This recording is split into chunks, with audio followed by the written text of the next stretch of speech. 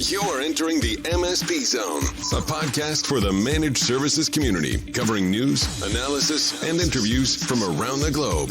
Elevate your MSP game by staying in the MSP Zone. And now, your host, Charles Weaver. Welcome.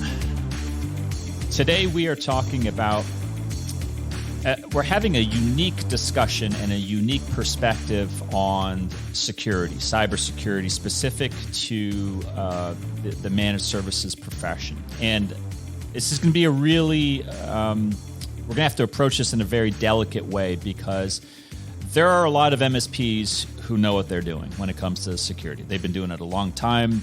They do it for themselves and they do it for their customers. But there are an even greater number of providers. We'll call them new entrants to the MSP community. Actually, you know what? I'm not even going to get into that because we're going to get into that shortly with our special guest today. And we're going to be talking about the newer members of the professional managed services community. Whether they're actual MSPs or not, well, we'll let you make that decision on your own. But what we're going to do is present the facts or our beliefs and opinions as we have them today and give you some of the perspective of what are the requirements, what are the expectations of new entrants of companies who are either calling themselves MSPs or want to become MSPs, and what should they be doing for themselves and for their customers from a cybersecurity perspective. And joining me here today to provide his expert opinion, I think I can call him an expert, is Michael Crean, CEO and founder of Solutions Granted. Michael, welcome to the MSP Zone. Thank you, Charles. Appreciate the opportunity to hang out with you for a little bit and chat. Absolutely. You have such an interesting perspective on this, and I'm really excited to kind of get your ideas out there and have a good dialogue with you. Before we get started, you guys have a pretty big partner base, people who work with you guys. There's a lot of MSPs out there who may not be familiar with you guys. What is it that Solutions Granted does? So we are a managed security services provider for MSPs and even some MSSPs that are starting up that, need that 24/7 SOC, need that on-ramp to success. And so we are taking our stack and our services and our North American-based SOC to the channel. Great. So you and I were talking a little bit before, and how many partners do you have? I mean, am I allowed to ask that? I don't know. Oh yeah, absolutely. Probably a little over 700. And I say MSPs, VARs, and MSSPs because that's what we're servicing today. Right. And I like how you have like several different categories in there. And I think part of that is really the challenge, right? As we were discussing, there's a very large community of quote MSPs. And yes, sir. There is no official licensure. I could stop my work today. I could tomorrow become an MSP, self-proclaimed, and the tools and the technologies are out there freely for me to acquire and start to use, and no one's going to tell me no. There are good things and bad things about that approach, but that certainly has to be driving a lot of the interest in a company like Solutions Granted. Yeah, absolutely. I think it's that idea of building a better team. And, I think I heard it once where somebody had said, every heart surgeon is a doctor, but not every doctor is a heart surgeon. And so sometimes there's a specialty out there that gets that unique identifier that leaves you in that space. So undoubtedly, I would assume you're seeing even within your own partner base, and I'm going to use your partner base as kind of an ecosystem of the larger ecosystem, or representative sample, if we will, because it sounds like you have a pretty wide, diverse level of maturity within those partners. You're getting all types, right? I mean, you're not just getting new entrants. It sounds like you're having some pretty, sophisticated MSPs who have some cybersecurity chops, but they just need what? I mean, what would they come to? Oh you yeah, for? for sure. I mean, it's, I look at it, I look at our brand new smallest partner that legit, they have 10 endpoints. That's what they're managing. That's their book of business. They just started out. And then our most mature, largest MSP has a little over 30,000 endpoints that they're managing. It's everything. I'd say a lot of times, even the most mature ones that are coming to us, they don't want to build a 24/7 SOC. They don't want to staff it. They don't want to put the money, the time, and the effort that it takes if there's a possibility that they could have the instant on-ramp to success and somebody that's all they do. And so that's why we see, a lot of partners coming to us because we don't compete with them. This is meant to be collaboration at its finest. Yeah. So they're coming to you to augment their existing tech and their people. Do you find that the more mature partners have already a sense of what is expected, and this is just augmentation, or is that not the case? I think it's a little bit of both. I mean, there's some that are coming that are incredibly mature, and it's just augmentation, and then there's some others that, they have really great technology. Like they've legitimately probably picked the best of the best out there, but they don't have the people and they don't have the process. So they're missing a little bit of the things that come before the technology. And so this is a way for them to get mature faster. For the less mature, and I think you and I probably need to schedule another episode here just to talk about the politics behind this, but whether these, all right, I'm going to call them a provider of IT services, whether they are proactive and an MSP or they're reactive and more break fix, that's a whole separate situation. Let's talk about the reactive. They come to you and they say, hey, I'm interested. However I found out about you, I'm interested. Speak to us about that mentality. Are they having an understanding of what is expected of them?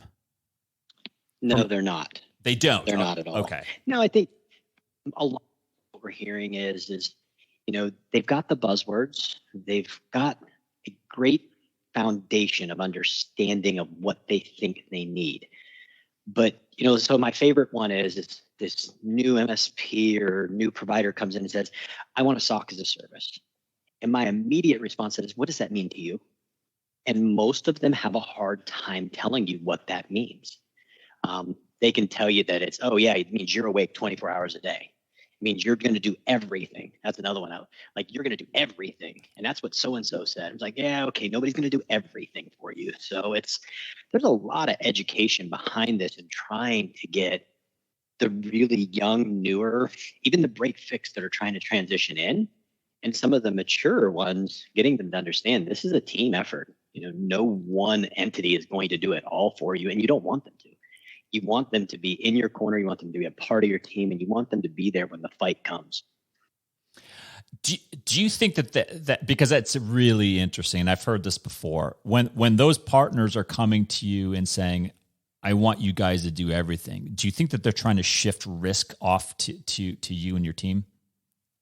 I think some of it is. Yeah. I think they're a little scared, and they should be. The threat landscape is evolving so fast, and it's becoming really dirty and dangerous every day. It's like just what I couldn't believe was happening last week that's now happening this week is just, it's almost insurmountable some days to understand how we're evolving this fast. I heard somebody say that, for hundreds, if not thousands of years, we've seen crime, but cyber crime to businesses has now outpaced crime.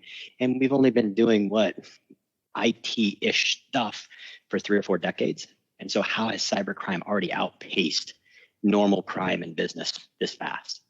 It's kind of amazing. It's amazing. It's scary. But it also, I keep reminding myself as I hear these I think they're facts. I absolutely believe they're facts. It also makes me think that this is why we've been in managed services for so long and why I believe in the MSP business model, because it makes the MSP super relevant. But I'd like to get back to the new partners. And I was talking to someone the other day, and they were talking about the amount of M&A activity and MSPs, buying and selling each other. But more importantly, there are new MSPs starting up every day. I say MSPs. Look, there are new providers getting started every day who want to become MSPs. If they don't understand the expectation that people have, that we as the community have of them, I would rather they go to a solutions granted and say, look, at least for the security stuff internally, get it done until such time as you can do it yourself. And if that's never, then so be it. But I think that has to be almost like the first statement to them, which is, this is a really lucrative market, but you can't just come in and do this on the cheap, especially your own security. I 100% agree with you. I wish I could remember the gentleman's name, but I heard him speaking at an ASCII, and this was probably like 2017, 2018. And he said one of the downfalls or one of the failures that he thought that he was seeing in these providers or MSPs is they weren't onboarding themselves the way they wanted their clients to be onboarded.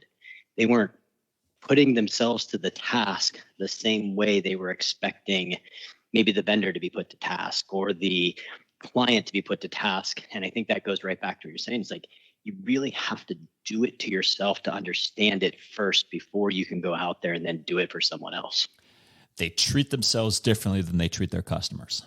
Yeah, they don't eat their own dog food. That's a shame.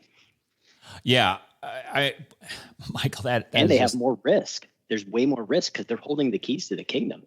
It's like they have access to all of their clients. So man, you see what happened in 2019 and the end of 2018, how MSPs started getting attacked, or these providers started getting attacked, and what the downstream effect was. So I want to talk, brass tacks and get some kind of practical tips, out there from you if you're willing. Besides obviously standing up a SOC and a SIM product, which buying a SIM may be easier. Standing up a 24/7 fully staffed SOC, that's another story. That takes commitment. That takes time, money, people. It's not just doing that. That's a good start. But what are some other kind of table stakes things that you're seeing new, maybe the less mature entrants coming to you and saying, they don't even have these types, these basics, these fundamentals in place? Hard to believe this, but MFA is still a conversation. Seriously. It's a conversation, not a conversation of you must, but it's a conversation of, hey, we think you should do this. It's like, I don't want to go to my surgeon and have my surgeon say, I think we should do this. I want my surgeon to be authoritative, and I want my surgeon to say, we have to do this. And it's kind of a shame that I'm still seeing these providers, MSPs, whatever we're calling them, still giving their clients a choice. And it's not a silver bullet. It doesn't fix everything, but it certainly makes the battle a whole hell of a lot harder. And so that's surprising to me. And I've seen providers. We do incident response work. And I have seen providers come into us asking us for help that we've never met before, just to come to find out that they've got open RDP into their environment and no MFA. That's really interesting, Michael. So it's the old. It sounds like they're almost treating it like, all right, well, we can go Dell or we can go HP.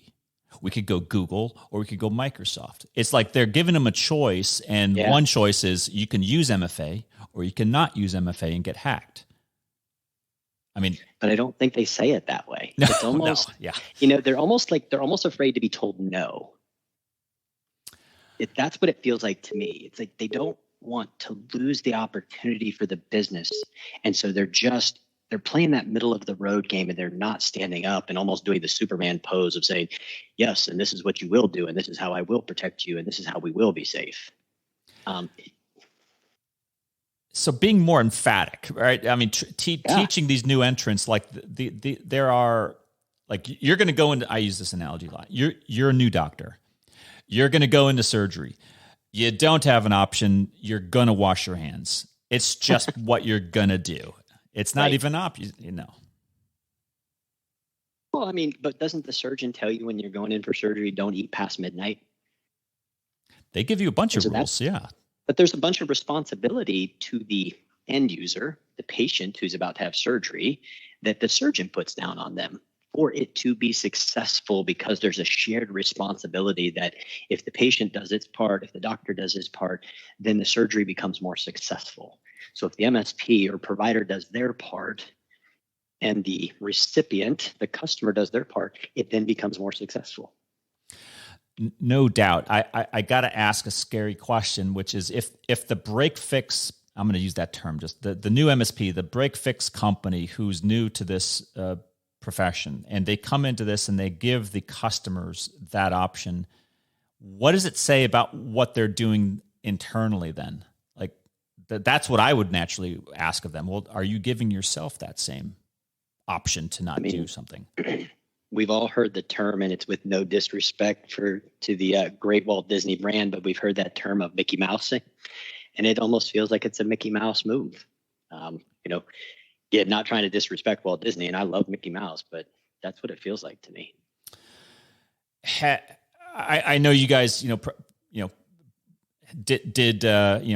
all went through the same pandemic.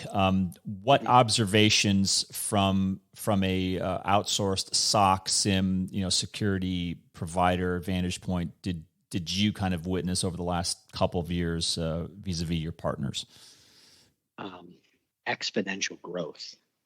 I think that while the business communities in general seem to be struggling because they were closing down businesses and learning how to operate remotely. And then lots of businesses couldn't operate at all because they needed their brick and mortars, but they didn't have any foot traffic. MSPs and even the newer service providers, every single one of them, I didn't hear anybody that had a downturn. In our business, I couldn't have predicted the kind of growth and numbers that were happening during a time where globally, it was just so much struggle, so much strife, so much suffering. I felt incredibly fortunate to be in the place that we were in. Yeah, I completely agree with you. And do you think that remote work and the I think of it like the old Battle of Dunkirk, right? The massive evacuation, a logistical challenge that all the MSPs that worked to rapidly redeploy the global workforce to a remote work environment. I still feel like we're still talking about and dealing with the security implications of that transition. We are. I mean, there was definitely a organization late last year that the MSP came to us. First time we had an opportunity, they had a client who was under attack. And when we got in to do the discovery, we noticed that they had open RDP to a domain controller. And the CIO of the organization wasn't just a user, but it was a domain admin, enterprise admin, and schema admin. And they had no MFA. And when we asked the question, why did you do this? These are like 3 strikes and you're out. I mean, nobody tells you to do this. Everybody tells you not to do this. Well, we had to get set up quickly. And this was the only way that we could do it so that we could even try to function when we had to send everybody home. But they forgot to turn it off. And there's a lot of that has been going on. People haven't gone back and reset in the quickness of what they were doing in the haste to get it done. They just kept moving forward and didn't make it. And I'm not saying everybody, because there's been lots of organizations that have done it right, have done it well, and have went back and fixed the problems that they felt like they had no other choice but to create. But unfortunately, there's a lot out there that is still out there hanging out, getting taken advantage of. No, that's really interesting. So you mentioned MFA.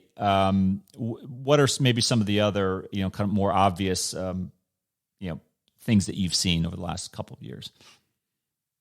I call it the naked 365 effect. People believing that, they buy the business standard or the business basic licensing and they're not putting any security around it. They're not doing any conditional access, or they're not adding some sort of email security or collaboration security around it to secure it and stop the phishing or the account takeover, or all of the things that, and you look at the stats and it's ranging numbers, but it's to that mid 80 to low 90th percentile that most security experts are agreeing that most compromises are starting because of some sort of email compromise or phishing that takes place. And I mean, no silver bullet, but man, there's some easy ways to defend against it. And again, it's almost like these providers are afraid to tell their client, you have to do this. You have to stay safe. We've got to put something in place and just not make it easy. So I was going to make a facetious joke of, what do you mean? Microsoft doesn't take care of all the risk if you buy a 365 license? Of course, that's a joke. I mean, they take care of some of it, and I don't want to absolve, G Suite or Google Workspace or whatever the heck it's named today, because I can't keep up with the name change that they've had over there, but it just, at least from our vantage point, I would say probably 95% of our partners are focused on 365 and not Google. But look, Michael, for anyone out there saying, oh my God, here's another podcast about how bad it is from a cybersecurity standpoint, it's not bad. What you just said, Michael, is fantastic news for any existing or aspiring managed service provider, because it means that you're still relevant. You're still in the fight. You still have a purpose out there that very few companies can effectively achieve. And I think that's ultimately a good, it's good news. Yeah. I mean, I think for me, like MFA, it just seems like a basic fundamental to me. Having some sort of security around your mail and your collaboration and your, if you don't have a file server anymore and you're in that SharePoint OneDrive, putting some security around that and doing the conditional access, those are just basics. And so, if you're not doing it, man, there's all kinds of opportunity for you to be successful and really make a difference. I mean, it was at the RSA conference in 2020, which was the last one that I went to before this whole lockdown and everything went crazy. I think Microsoft said 1.2 million accounts get compromised every month. And it was 99.3 or somewhere around that didn't have MFA on it. So even 2 years ago, telling everybody there's hope, there's opportunity. We just have to do it. Right. It's defensible. It's a defendable position. All you need to do is make a switch. Here's one thing that I'm Matt Lee statement right there when you say it's defensible. Well, I've learned so much from that man just listening to him talk. It is insane how smart he is. I do have a curious thing that I'd like to find out. When you have a new partner, and I don't know if you know this, but I'd be curious to see if the solutions granted partners coming in are looking at you guys chiefly as, oh, here's another product I can sell to customers, and I'm fine with it if that's your goal. I'm more curious how many of those partners are break fix or fully MSP are actually using you guys to point that kind of laser beam internally and do some shoring up of their internal cybersecurity stance. Does that make sense? So yeah, it does. I would say it's probably 75-25, and 75 on the MSP side and 25 on the break fix side. I still see that a lot of the break fix folks are having a tough time transitioning. They're having a hard time. They're having a hard time speaking their value. They're having a hard time convincing because they haven't convinced themselves. And I would say they don't onboard themselves. They don't see the success that they get from it. And so, it's hard to be super excited about what you can do for somebody if you're not excited about what you can do for yourself. You can't, it's hard to lead from the front when you don't do it. So yeah, that's where I think I see that. And I will say that the MSPs, and we try to get every single MSP that comes to us, the first thing. And so I grew up in my mom, my dad, my aunts, and my uncles, my grandparents, they all retired from General Motors. I grew up in that Ohio area where that was, steel mill shutdowns. What else do you do? You work for GM. And growing up in the car industry, what I realized is the best way to understand anything about the car is to get behind the wheel, to feel it, to understand it, to smell it, and really just feel and experience the vehicle. And so we try to tell our MSPs, you have to do this for yourself. You have to do these proof of concepts. You have to take us for a test drive. You have to kick us. You have to try to beat us so that you can see that we're not just selling you something, that we're here about the services, we're here about the people, we're here so that you can actually sleep at night, which I think is a really important thing because sleep is important. Yeah, I'll second that. I just think that it's, I'm trying to think back of in, 3 decades of the managed services profession being around. If I've ever come across anything that's like this, where the MSP, the break fix companies, new entrants to managed services are unable for the first time, perhaps, to just resell something that they should already be doing themselves. Like, I'm searching my memory banks and I can't think of anything. This may be really the first time we've experienced this. Because I think as the industry is maturing and as we're being forced to mature, cybercrime is forcing us to mature in a really exponential rate. The focus, at least I think what I'm seeing, and there's a lot of talk around this, and mature MSPs are really starting to focus on this. They're less focused on the technology. They're more focused on the people and the process, and they're more focused on the relationship. I think the relationship between the MSSP and the MSP or the provider is far more important than just the stuff you buy.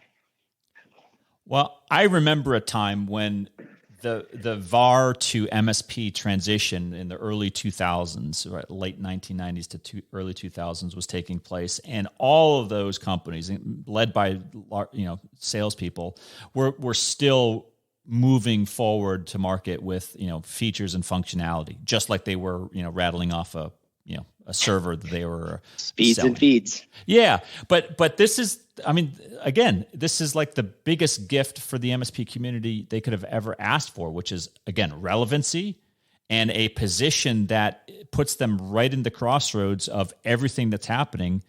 But they still got to earn and keep their spot at that crossroads position. Otherwise, Absolutely. They're going to get removed.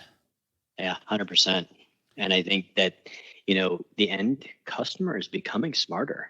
The expectations are being set, and they're starting to realize their own part in this and how they have to participate. They can't just look, if you're a little overweight or you're not as heart healthy as you want to be, you can't just buy something to fix it. You've got to put the hard work in. So you can't just turn it over to somebody and hope it's all going to be okay.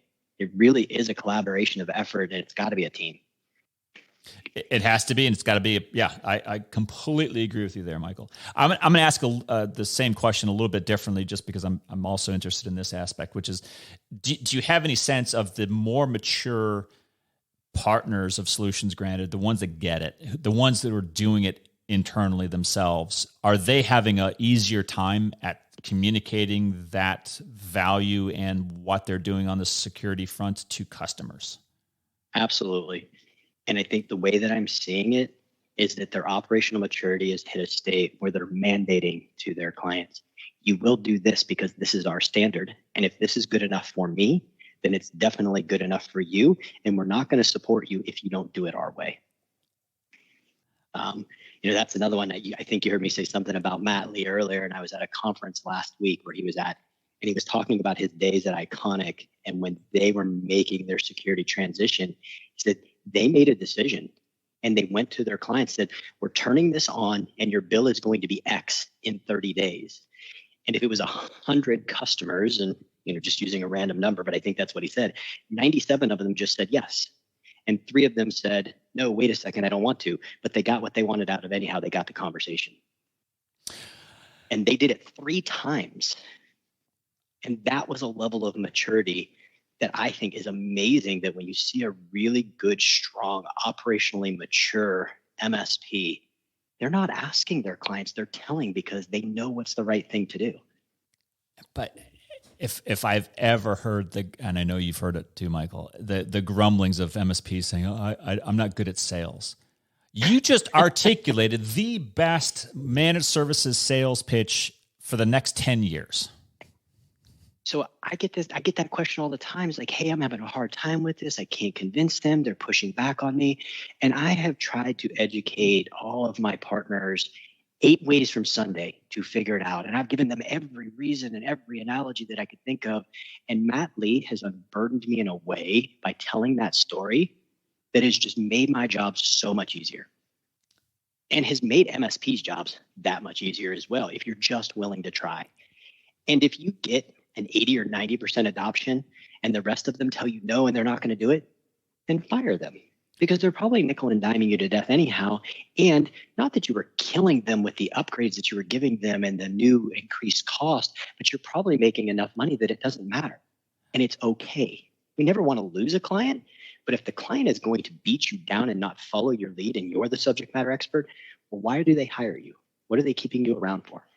Well, I completely agree with that. I'd go even a step further and say the ones that leave, what was their risk to you as an MSP or break fix company? Oh, yeah. What were their, that the risk is almost unquantifiable if they're willing to be just an off, do whatever they want, Wild West type of, client. That's not good for anybody.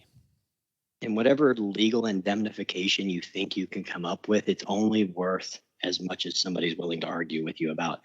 So they're going to take you to court anyhow. They're going to say it's your fault. They're going to say you didn't force their hand. They're going to do, and it's going to cost you money, whether you win or lose. You're still going to lose money. You're still going to lose time.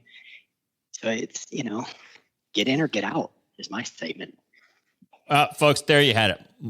Michael Crean just gave you the path forward. If you want to get rid of those troubled customers who aren't buying into the cybersecurity message, just follow that advice. So it was one. So we've had many lives in this business. We've been in business for 21 years, and been a government contractor with a facility clearance, been a VAR, been an MSP, and I can remember the first time I fired a customer.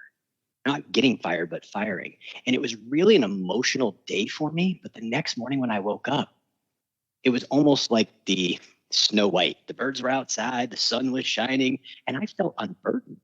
And it's like, wait, this is what it feels like when I don't have to get that email. And my first thought is, not them again. A lot of people, I think I know why. A lot of people don't feel comfortable crossing that threshold, even though it is an unburdening, as you correctly put it. I don't know why. I think it's fear. Fear. It's right. It's fear. I mean, fear is, it's either the greatest motivator to man or the greatest demotivator. And if you're afraid and you stand in place, well, then that's where you choose to be. If you're afraid and you choose to walk through the door and you have no idea what's on the other side of it, who cares if it's success or failure? Because you tried something new. And if it's failure, that's technically still success because you learned something. Yeah. Well, I certainly appreciate the work you guys are doing over at Solutions Granted. I want to be respectful for the wide range of maturity levels within the MSP segment, but and I think that there are, and you said as much, there's a good cross section of even your partners who have great diversity of maturity level. So if you can't do it yourself, find a partner that you can trust, go work with them and do it, get it done and check that off of your list and move forward, because I think we don't have time to kind of wait on this anymore. We have serious work to do at the consumer level, and the MSPs and the break fix wannabe MSPs, there's no learning curve. We just gave it to you. This is what you were expected to do. Get it done, and then we can continue on with business. And one day if you get to that point and you've figured it all out and you can build it for yourself and then you can operationalize it internally, then do it. And that almost becomes, I don't want to lose any business. That almost becomes a really proud moment for me. It's almost like, you see your child go off and start to establish themselves, and you had a little something to do with that. They graduated. That feels so good to me. Don't want to lose the business, and I hate that part of it, but man, I had a little something to do with that, and that's awesome. Yeah, no, I get it. Hey, look, Michael, really appreciate your time and kind of the opportunity to discuss this with you. And I would love to have you back on the program, because I think there's a lot of stuff that is going to come up just organically over the near future. What's the best way for people, if they're interested in what you guys at Solutions Granted are doing, what's the best way for them to reach out and interact with you? I would normally say courier pigeons, smoke signal, telegraph. No, really. Morse you could code? call us. Yeah, Morse code. I did spend a few years in the Army, so I might know a little something about that. Our website, obviously, www.solutionsgranted.com. You can call us, 703-565-2395. Or if you want, you can send us an email to sales@solutionsgranted.com. Any of those methods. And if you like to talk, because I do, I technically hate email. It drives me crazy. I'm more than happy to get on the phone and talk. Wow. I think that's fantastic. Talking is it's not a lost art form, but it's becoming less and less used. And I enjoyed talking to you, Michael. I really learned a lot today. Appreciate the opportunity. Thank you. Absolutely. And look, everyone, whatever your maturity level is in cybersecurity, I think Michael's words and suggestions are spot on. Do it yourself first. Get your own house in order. Then and only then can you go out to market. And you need to go out to market. Right? There's a huge opportunity. There's a lot of important work to be done. This is a battle that is worth fighting and is winnable, but we need everybody kind of properly armed and educated and prepared for this fight. And I can't say much more about that. But Michael, again, thank you very much. CEO and founder of Solutions Granted. Go check them out. And that's all for this time. Until next time. Thanks for listening. If you enjoyed today's episode, please give us a like. Make sure you are subscribed to the podcast so you will get notified when future episodes are released. We will see you next time in the MSP Zone.